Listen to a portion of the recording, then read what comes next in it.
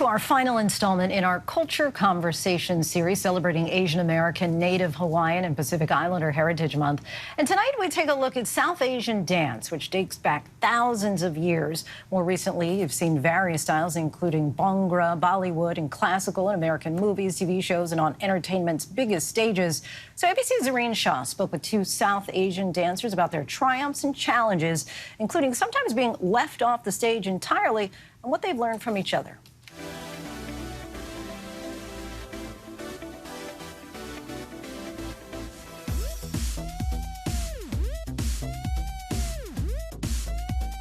In a way, dance chooses you, and there's no way to resist it. And so I was very lucky that my parents allowed me to go through with that passion.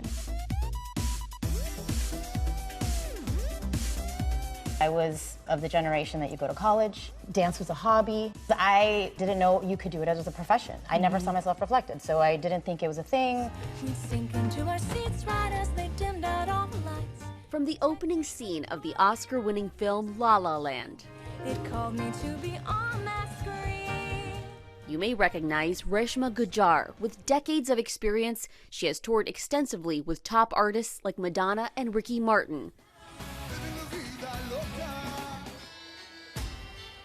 Or this scene from Netflix's Never Have I Ever. That's choreographer and CEO Joya Kazi, who started her own entertainment company at 16, specializing in classical Indian dance. I first was exposed to Indian classical dance through a Michael Jackson music video. Okay, we have this in common, the Michael Jackson thing. Black or white music video, which was phenomenal. So it was the first time I saw an Odissi dancer. So you saw the woman in the Michael Jackson video. At some point, you also saw Reshma. What did it feel like to meet her? It felt like home, and it felt like having a big sister in the industry. To have someone who was already well established in the industry, and to be able to take this back to our hometown where we didn't have those resources growing up, it was, I mean, it was surreal. They pursued their passions, but in different ways.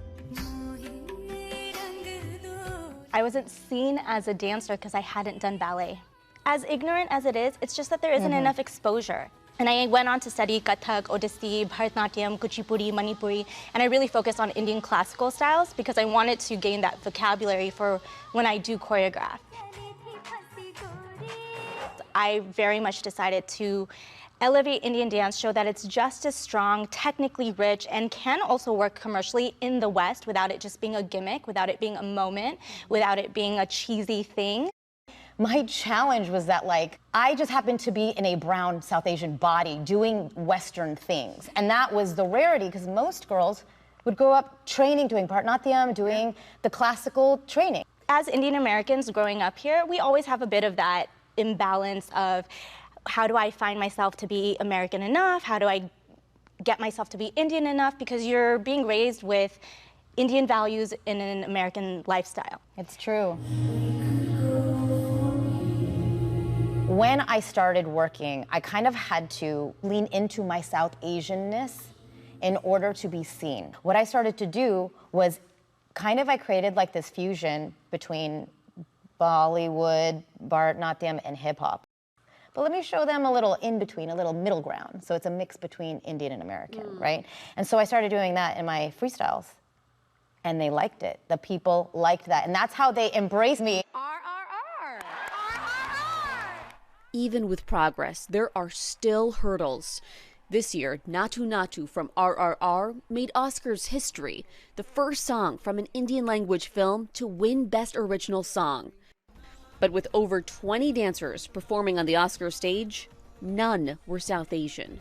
When I decided not to do it, because I've done the Oscars before, I was like, let me open this door for another South Asian. I can't be the only South Asian. And you had no idea there'd be zero then left on stage. I had no idea. The performance receiving criticism for its lack of South Asian representation. Oscars producer Raj Kapoor spoke about the casting process in a piece published in the Academy's in-house magazine, saying in part, "We wanted to be open to any ethnicity to help honor the global impact of the song."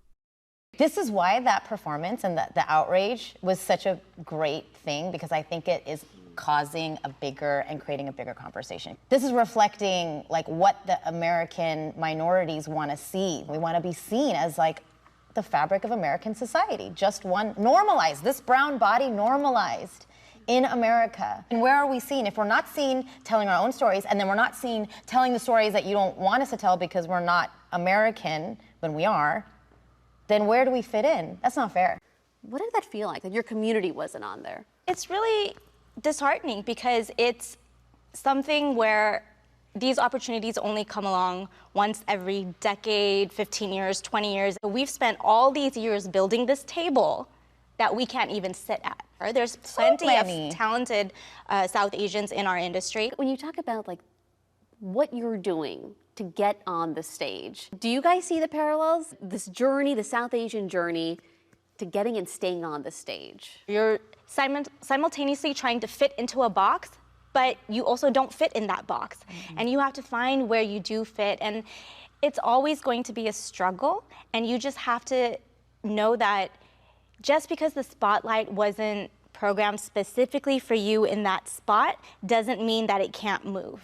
And that's what we're doing now. We're moving the needle. We're shifting where the spotlight stands now. Well, having support of your own people and another South Asian woman is very, unfortunately, unique. And I count on my hand how many women, and I want to change that. I don't like that it feels that way, but that's one of the other reasons why this relationship is also very special, is because it's a rare thing. During many challenges, the two turning to each other for inspiration, one step at a time. One thing that I love so much about us is that we're the opposite sides of the same coin.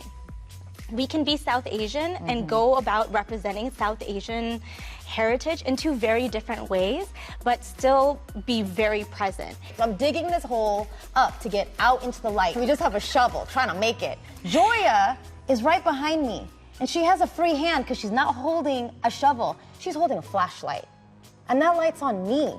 She's the one who tells me who I am. I'm seen. I feel seen because she sees me. We certainly see them. Our thanks to Zohreen for that.